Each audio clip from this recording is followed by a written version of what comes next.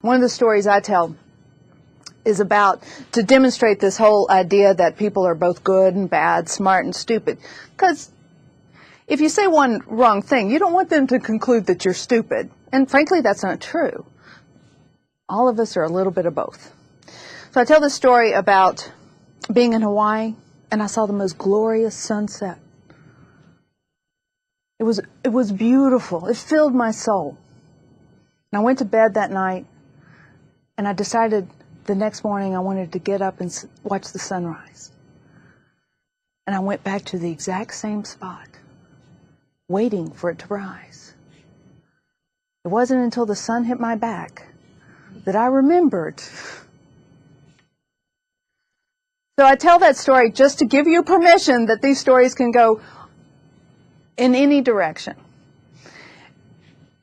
A lot of times that helps people feel more connected. I'm not worried about you normally I say that there's no alcohol involved. I'm not worried that you think that I'm an idiot, although in that particular situation I was. I'm happy to share the truth. And when we share the truth, we feel more connected. So pick the story, write the bones, add some detail. Once you've done that, I want you to find a listener, a live listener. For goodness sakes, do not practice this in the car or in the mirror at home, because that's not storytelling. That may be acting, whatever. Storytelling happens with a real person. Now you need to train this person up.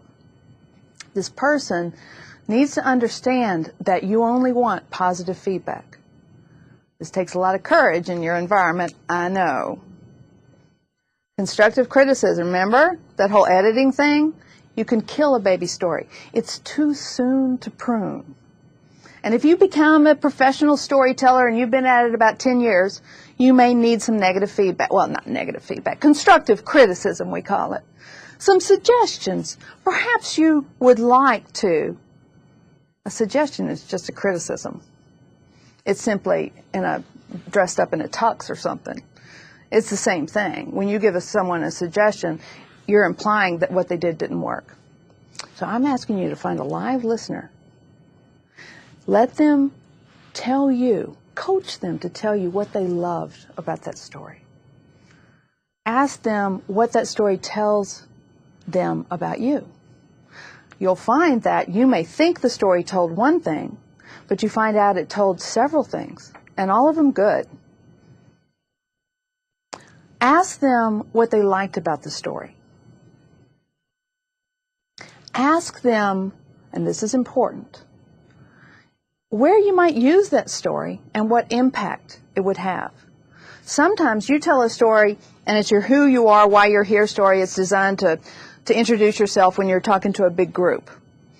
But you may find that this story, when somebody else says, you know what, you should use that with new people as they come on, because that really reframes you as being a lot more approachable, or something like that.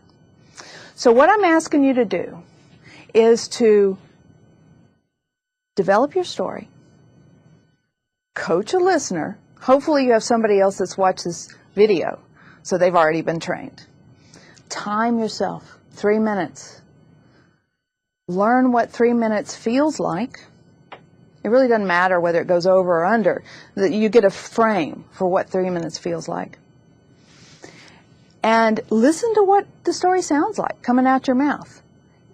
Because you think it, and it sounds a certain way, but then when you say it, it sounds a whole nother way. Once you've done that, ask your listener to give you some appreciations. What I like about that story, what that story tells me about you, and the impact this story would have in a particular business situation. And when you've done that, I've got one more piece of homework for you. I want you to go use that story in a real situation. Understand, it's not going to be 100% successful 100% of the time. But that's the beauty of a 3-minute story. With a 3-minute story, it'll be over soon. And you can recoup whatever losses you feel like you've made. So go do it.